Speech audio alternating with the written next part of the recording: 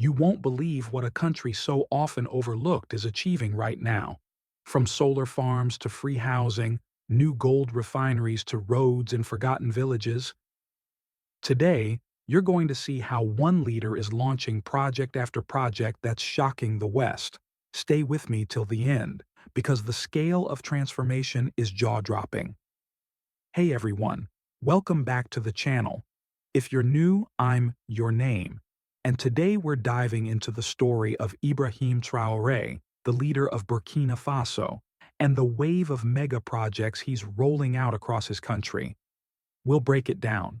What's being built, why it matters, and why it's shaking up the global order. Make sure to hit like, drop a comment with your thoughts, and subscribe so you don't miss future deep dives. So, first, who is Ibrahim Traoré? Born in 1988, he became the interim leader of Burkina Faso in 2022. Since then, he's made headlines for his bold stance on sovereignty and his mission to free his country from foreign control. But what really sets him apart is his strategy, a massive lineup of development projects designed to build Burkina Faso's independence from the ground up. Let's talk about some of the biggest ones. Number 1. Renewable energy. Burkina Faso is going all in on solar power. The Kodani Solar Power Station, for example, produces about 38 megawatts of electricity every year, enough to power thousands of homes while reducing dependence on imported fuel. Number 2. Mining and gold refining. Instead of exporting raw gold and letting other countries profit, Traoré has launched a national gold refinery that produces around 400 kilograms per day.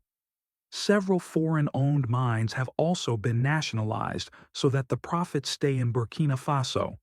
His message is simple: control your resources, control your future. Number 3. Infrastructure. Roads, drainage, and sanitation. Massive projects are transforming cities like Bobo Dioulasso, Kaya, and Wahiguya. We're talking about new drainage systems, solar-powered streetlights, and over 27 kilometers of paved roads. This is about making life better for ordinary people, not just building showy monuments. Number 4. Social housing. Recognizing the huge number of people displaced by conflict, the government launched a social housing initiative in 2024. 1,000 new homes are being built for families in need, creating jobs and providing dignity for those who lost everything. Number 5. Agriculture and manufacturing. Traoré's administration has been investing heavily in farming infrastructure, tomato processing plants, and textile factories. The goal is to stop exporting raw materials and start producing finished goods inside the country. That means more jobs, more skills, and more control over the economy. And here's the part you won't believe. These aren't just 5 isolated projects.